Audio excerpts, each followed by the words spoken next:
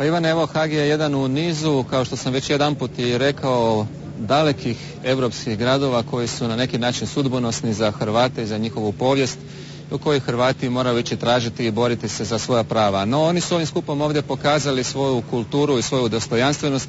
Nije bilo nikakvih izgreda, pjevalo se, govorilo se u najboljoj demokratskoj tradiciji. Pokazali su dakle i razumijevanje za demokraciju. Skup je organiziran i prihvaćen od Nizozemske i od gradskih vlasti ovdje i čuvan od policije kao jedan demokratski skup koji je prošao bez ikakvih izgreda.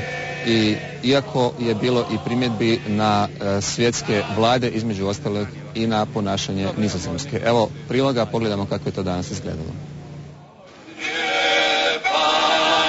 Hrvati u Europi su tihi i radišni ljudi koji se lako asimiliraju, tako nam za njih govore u inozemstvu. No nekoliko stotina njih iz Beneluxa, Švicarske, Švedske, Njemačke, ali i Hrvatske došli su u Haag. Ovdje još nikad nisu prosvjedovali, ne traže status ili bolje uvjete, već prosvjeduju zbog jednog načela, načela pravde. Oni nisu išli u Srbiju da se bore, nego su oni svoj dom odbranili.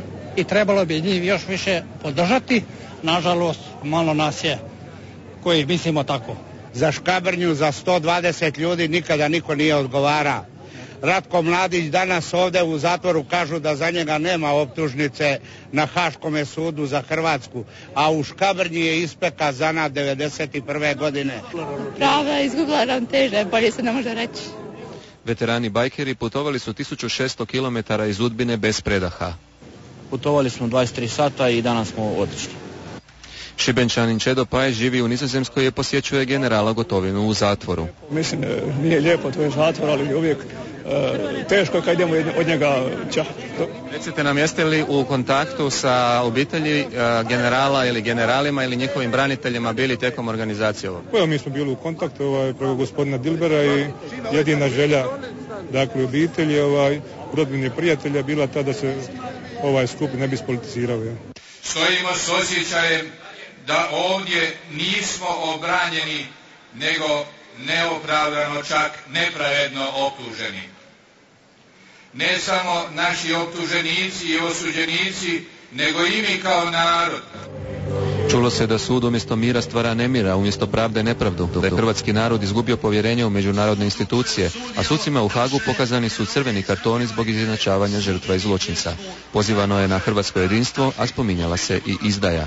Tražimo od vlade i nadležnih tijela da se temeljito istraži da li je bilo nepravilnosti glede predavanja transkripata i dokumenata sudu u Den Haagu i tko su krivci. Procesuirajte sve izdajnike i kriminalce bez pardona. Branimire, prosvjedi danas nisu bili samo u Haagu.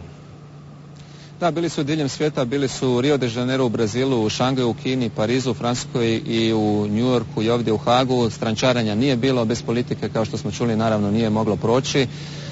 Idućeg tjedna je i prva pravna stvar ovdje u Haagu, pred sudom počinje postupak o Gotovininoj i Markačevoj žalbi prvom statusnom konferencijom. Ivane?